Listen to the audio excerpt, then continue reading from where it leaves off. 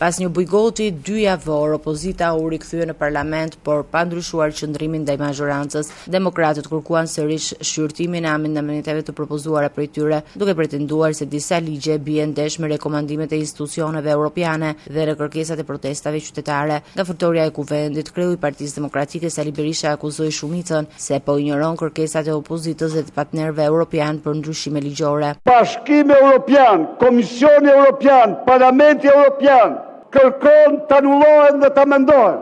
Protesta me fuqishme pas viteve 90 rinore qytetare kërkon të anullohet. Debatet mes palëve u përshkazuan gjatë diskutimeve për rendjen e ditës, ku majoranca vendosi të shqyrtimin e projekt ligjit për shoqëritë europiane për seancën e ardhshme plenare. Do mbetesh në historinë e këtij vendi si vasali më i shpifur i Edi Ramës, si armik i egër i kushtetutës dhe të drejtave kushtetuese të deputetëve, si armik i egër i procesit të integrimit të Shqipërisë. Vendimi sodhi replika të forta nga opozita, ndërsa drejtuesi i seancës kërkoi ruajtjen e etikës parlamentare dhe shmangjen e gjuhës fyese. Mos të kaloni etikën parlamentare, mos përdorni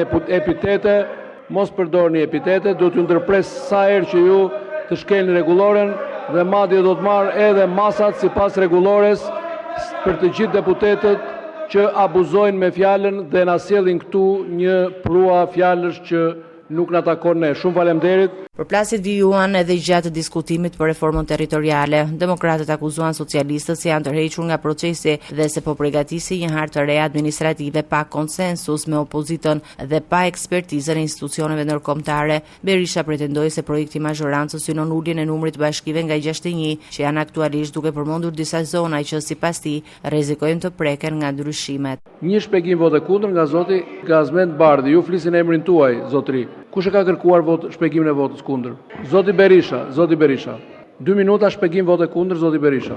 Do mbetesh në historinë e këtij vendi si vasali më i shpifur i Edi Ramës, si armik i egër i kushtetutës dhe të drejtave kushtetuese të deputetëve.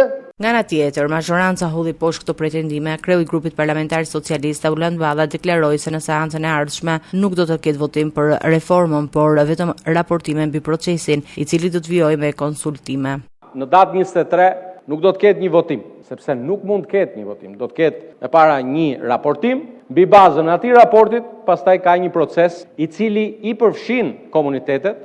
Procesi involvon Komisionin e Çështjeve ligjore më pasi të ke kaluar 60 ditë që detyron ligji për konsultën nga komisionet, në shtator do të kemi përsëri kohë për diskutuar.